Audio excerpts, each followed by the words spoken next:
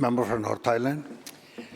I've heard from hundreds of health professionals concerning the Health Profession and Occupations Act.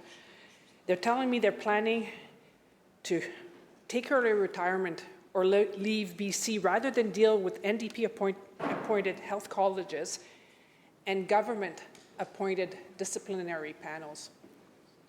I know the minister has received the same letters, so can the minister tell us how many healthcare professionals they expect to leave BC or retire because of the HPOA? Minister of Health. Thank you so much, Honourable Speaker. First of all, any claim that the Health Professions and Occupations Act is going to make health professionals leave the province is unfounded. It is simply untrue. Mr. Speaker, the Health Professions and Occupations Act is about strengthening and protecting patient safety and the public interest. We put our confidence and trust in healthcare professionals, and we need to ensure that the transparency and accountability is there in regulating health professionals that deliver these critical care services to us. Regulatory bodies are there to protect the public, not to protect the profession, and that is why, for the first time in 30 years, after years of work, after reviews that showed that regulatory framework needed to be strengthened, we have taken the steps to modernize this framework.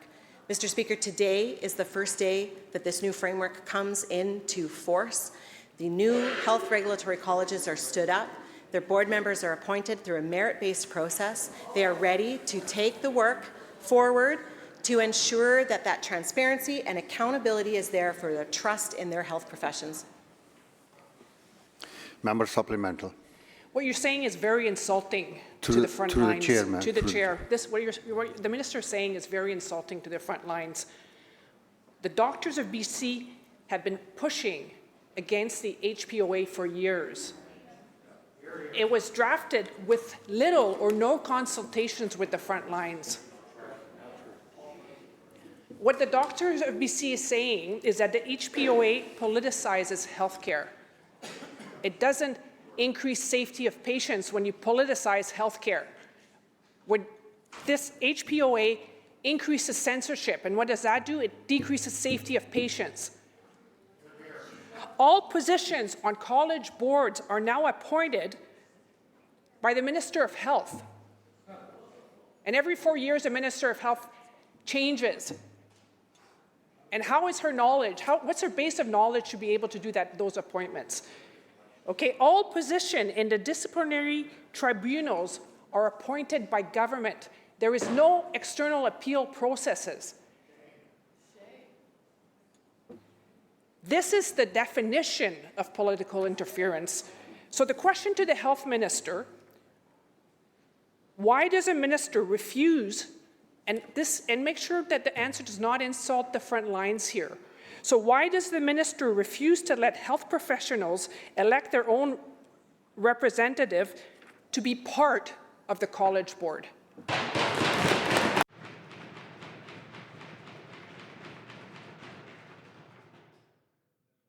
Thank you so much, Honourable Speaker. First, it is just so unfortunate to see this member spreading misinformation about the Act and the role that it plays in regulating health professionals here in the province.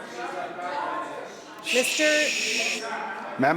Speaker, let's hear the answer, please. I would expect the member to understand that the purpose of the regulatory framework is to protect patients. It is to protect the public interest. Mr. Speaker, the legislation is about keeping people safe from harm and discrimination. It's always been the role of regulatory colleges, and that isn't changing. But, Mr. Speaker, let's talk about the board appointments.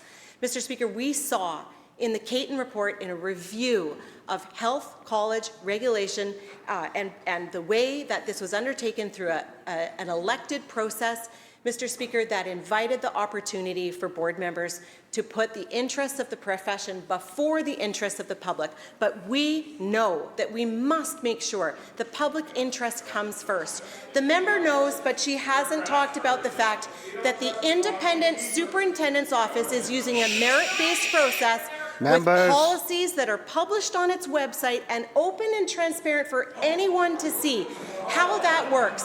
Mr. Speaker, 80% of the former college board members have been appointed to the new boards, together with members of the public, to hold that balance there of professional service, professional expertise, together with the interests of the public, to ensure that our health professionals are delivering health care with competency, with ethics, and with the right qualifications.